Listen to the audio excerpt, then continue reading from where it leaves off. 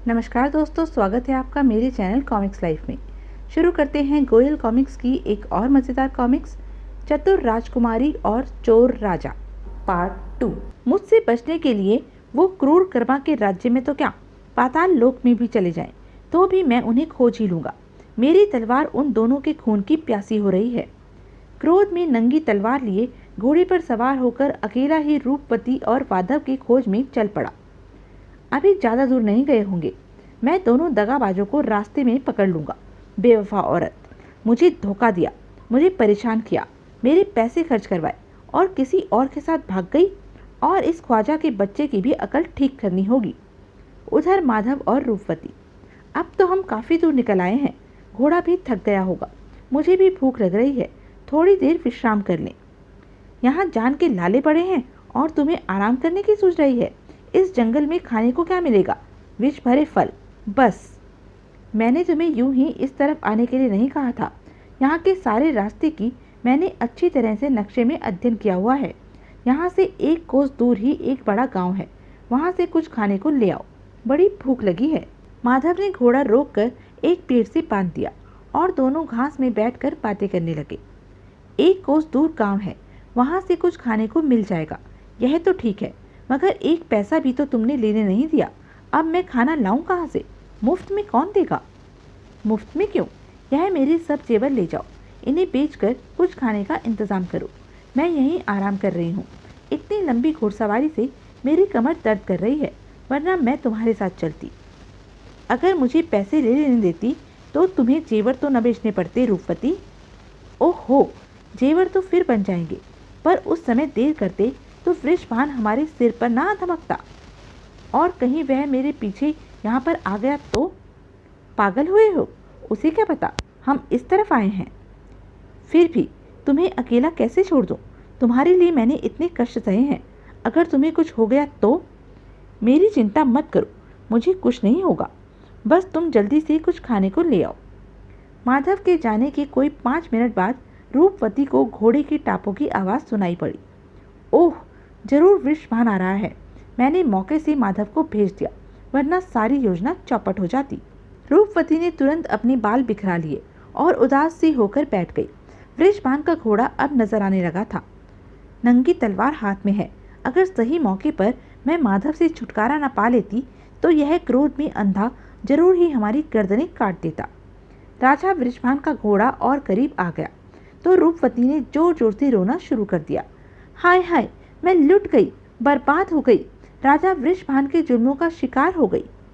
राजा वृषभान ने रूपवती को देखा और उसे इस प्रकार विलाप करते सुना तो उसका खून खौल उठा। वह घोड़े से उतरकर रूपवती के पास गया। क्यों रे विश्वासघातिनी, तेरा कथित पति कहाँ है? यहाँ अकेले बैठी चिल्ला चिल्ला कर मुझे क्यों कोस रही है? मेरा सब कुछ लूट कर मुझसे पूछ रहे हो कि तुम्हें क्यों कोस रही हूँ? अरे, तुम्हें ही कोस सकती हूँ या अपने भाग्य को। मुझे धोखा देकर उस नीच के साथ भाग आई और अब मुझे ही दोषी बता रही है। तेरी गर्दन अब तेरे सिर का बोझ सहन नहीं कर पा रही लगता है। हाँ हाँ, मार डालो। निर्दोष और असहाय औरतों की गर्दन काटने और हुक्म चलाने के अलावा और तुम्हें आता ही क्या है? पहले तो खुद ही उस लफंगे के साथ मुझे जबरदस्ती भेज दिया और अब मुझ पर विश्वासघात का आरोप लगाते हो। क्या कहना चाहती हो तुम? मैंने तुम्हें ख्वाजा के साथ भेजा है, तुम खुद अपनी मर्जी से नहीं आई। तुम क्या कहना चाहते हो? तुम्हें पति के रूप में स्वीकार करने के बाद भी मैं किसी ऐरे गैरे के साथ कहीं भागने वाली लड़की हूँ? शर्म आनी चाहिए।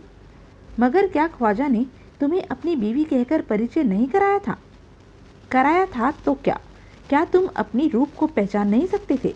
और फिर ख्वाजा ने ही परिचय कराया था ना।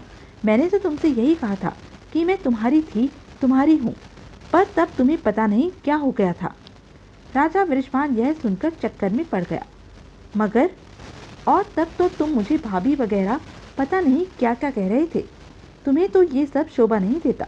अपने पति के भी साथ रहो और भी जाने क्या क्या। मगर तुमने इस बात का प्रतिरोध क्यों नहीं किया कि ख्वाजा झूठ बोल रहा है? मैं तो शर्त के मुताबिक तुम्हें परेशान करने के लिए ऐसा कर रही थी, पर तुम्हारा वह धूर्त दोस्त तो इस बात का फायदा उठाकर मुझे जबरदस्ती अपने साथ ले आया और मेरे सारे गहने छीन कर ले गया। वह गांव की तरफ गया है। बेईमान, लुच्चा, लफंगा। राजा वृषभान फिर से झांसे में आ गया। मुझे माफ करना रूप, पर पहले मैं उस नमक हराम ख्वाजा से निपट लूं। वह किस तरफ को गया है? वह जंगल के बाहर गांव की तरफ गया है। जल्दी जाकर उसे पकड़ लो। राजा अपने घोड़े पर सवार होने को हुआ तो रूपवती ने उसे रोक लिया। यह क्या कर रहे हो? घोड़ा मत ले जाओ, वरना वह टापू की आवाज़ सुनकर भाग जाएगा। राजा को कुछ सोचने समझने का मौका दिए बिना ही रूपवती ने राजा वृषभान को पैदल ही दौड़ा दिया। बचकर कहाँ जाएगा मक्कार, जल्दी ही तेरी गर्दन तेरे धड़ से अलग हो जाएगी। राजा के जाते ही रूपवती राजा के घोड़े पर सवार होकर आगे भाग ली। वृषभान का घोड़ा ले जाओ। ख्वाजा का घोड़ा तो 2 सवारियों को ढोकर थक गया होगा, तेज नहीं भाग पाएगा। उधर राजा वृषभान ने ख्वाजा को धर दबोचा। मक्कार, विश्वासघाती, उतर घोड़े से नीचे, मैं आज तेरा टंटा ही काट दूंगा। रूपवती को जबरदस्ती उठा लाया और उसके जेवर छीन लिए। लुटेरे! महाराज, मुझे क्षमा करें, मेरा कोई अपराध नहीं। मैंने तो जो भी किया रूपवती के कहने से ही किया है। उसी ने मुझे जेवर बेच करके खाना लाने को कहा था। झूठ बोलते हो तुम रूपवती को बलपूर्वक साथ ले आए हो और उसके जेवर छीन लिए हैं। ऐसा खुद रूपवती ने मुझसे कहा है। महाराज, अगर यह सच है तो वह 1 नंबर की मक्कार औरत है। अपनी जान बचाने के लिए उसने मुझे फंसा दिया है और आपको बेवकूफ़ बनाया है। खामोश, तुम जुबान को लगाम दो ख्वाजा, वरना इसे काट कर फेंक दूंगा। अपराध क्षमा हो महाराज, मगर यह सच है कि वह लड़की हम दोनों को ही मूर्ख बना गई है।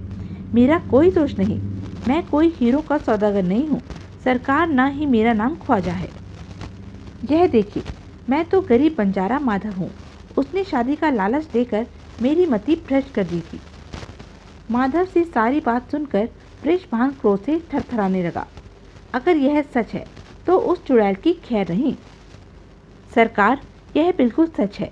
मेरे महल से अपने महल तक उसने इसीलिए सुरंग बनवाई थी। राजा वृषभान क्रोध से कांपता हुआ घोड़े पर चढ़ने लगा। महाराज, अगर आपको बुरा न लगे तो मुझे साथ ले चलें।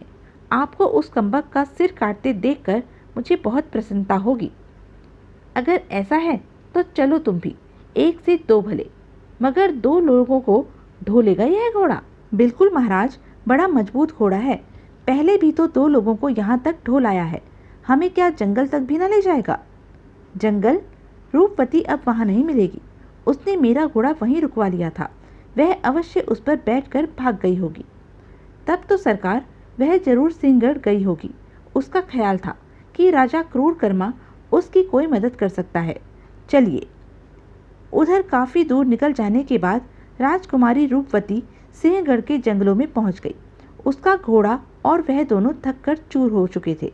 जंगल में उसने विश्राम के लिए घोड़ा रोका। मैं काफ़ी दूर निकल आई हूँ। वे 2 लोग एक घोड़े पर आ रहे हैं। उन्हें यहाँ तक पहुँचने में वक्त लगेगा। तब तक कुछ देर आराम कर लूँ। घोड़े को भी आराम की ज़रूरत है। आराम करने के लिए रूपवती लेटी ही थी कि उसे घोड़े पर सवार एक शिकारी उसी ओर आता दिखाई दिया। वह रूपवती से कुछ दूर एक पेड़ के नीचे घोड़ा खड़ा करके एक चट्टान पर लेटकर विश्राम करने लगा। रूपवती के दिमाग में एक योजना कुल बुलाई। उसकी आंखें चमक उठी। इस शिकारी का घोड़ा तो बहुत मजबूत मालूम पड़ता है। अगर मैं यह घोड़ा किसी तरह से हथिया लूँ तो बात बन जाएगी, मगर कैसे? कैसे का हल भी रूपवती ने सोचा। हाँ, यह ठीक रहेगा, मगर कुछ देर पहले मैं विश्राम कर लूँ। तब तक वृषभान भी करीब आ जाएगा, जिससे शिकारी को मेरी कहानी सच लगेगी। कुछ देर आराम करने के बाद रूपवती अपने रूप का जादू जगाने के लिए शिकारी के पास पहुंच गई। हे बलिष्ठ युवक, तुम कौन हो और इस जंगल में क्यों बैठे हुए हो? अद्भुत, परम सुंदरी, यह प्रश्न मैं भी पूछता हूँ कि तुम कौन हो और इस वीराने में अकेली क्या कर रही हो? इस पर रूपवती नाटक करते हुए दुखी स्वर में उस शिकारी युवक से कहने लगी, मैं तो मुसीबत की मारी एक अभागी लड़की हूँ। 2 लुटेरों से बचती हुई इधर आ निकली हूँ, मगर तुमने अपना परिचय नहीं दिया युवक। मैं शूलवर्मा नाम का शिकारी हूँ। मेरा इतना ही परिचय बहुत है। किंतु वह लुटेरे क्या अभी भी तुम्हारे पीछे पड़े हैं? मगर तुम्हारे पास तो कुछ धन नहीं दिखाई देता। बड़े नादान हो युवक। क्या केवल धन ही लूटा जाता है? और फिर स्त्री होना, सुंदर स्त्री होना तो धनी होने से ज़्यादा खतरनाक है। वे लुटेरे मेरा पीछा करते हुए यहाँ आते ही होंगे। उन्हें आने दो सुंदरी, उन्होंने अभी शूलवर्मा के शूल का प्रसाद नहीं चखा है। मगर वह दो हैं और दोनों के पास तलवारें हैं।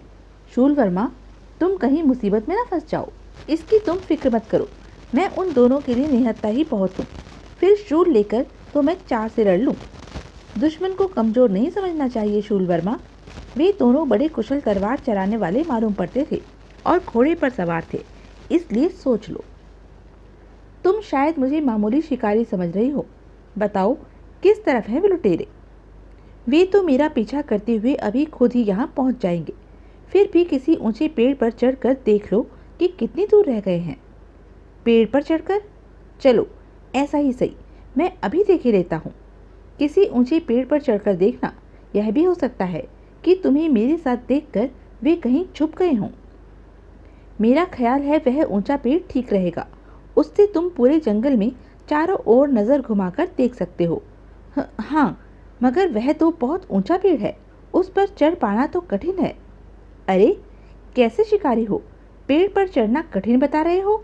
आओ मैं तुम्हें ऊपर चढ़ाती हूँ। चलो। तुम भला मुझे इतने ऊंचे पेड़ पर कैसे चढ़ाओगी? और अगर चढ़ा भी दिया तो इस पेड़ से उतरना तो और भी कठिन है। मैं चढ़ने उतरने का चक्कर ही खत्म कर रही हूँ। उस पेड़ के नीचे वह टीला देख रहे हो, उस पर अपना घोड़ा खड़ा करो और उस पर खड़े होकर डाल पकड़ लो। बात तो ठीक है तुम्हारी सुंदरी। शूलवर्मा रूपवती के बताए रास्ते से किसी तरह ऊपर तो चढ़ गया, मगर उसके ऊपर चढ़ते ही रूपवती शूलवर्मा के घोड़े पर बैठकर भाग ली। शुक्रिया शूलवर्मा, आज शिकारी खुद शिकार हो गया। कमबख्त, यह लड़की तो बहुत ही तेज है, मेरा घोड़ा चुरा कर ले गई। वह 2 जने एक घोड़े पर चढ़े इधर ही आ रहे हैं। लुटेरे हैं या फिर उसी लड़की के मेरी तरह सताए हुए मासूम। कुछ देर बाद जब राजा वृषभान और माधव वहां से गुजरे तो शूलवर्मा ने आवाज देकर उनका ध्यान अपनी ओर आकर्षित किया। अरे तुम कौन हो भाई, और इस ऊंचे पेड़ पर क्यों चढ़े बैठे हो? किसी लड़की को घोड़े पर इधर से जाते तो नहीं देखा। तुम इतनी ऊपर चढ़ कैसे गए भले मानस? कमाल है। बताता हूँ, सब कुछ बताता हूँ। पहले मुझे नीचे उतारो। जिसकी तलाश में तुम भटक रहे हो उसी की कृपा से मैं यहाँ अटका हूँ। तो यह थी अब तक की कहानी। आगे की कहानी जानने के लिए बने रहें मेरे साथ। और हाँ, मेरे चैनल को लाइक, शेयर और सब्सक्राइब करना ना भूलें। धन्यवाद।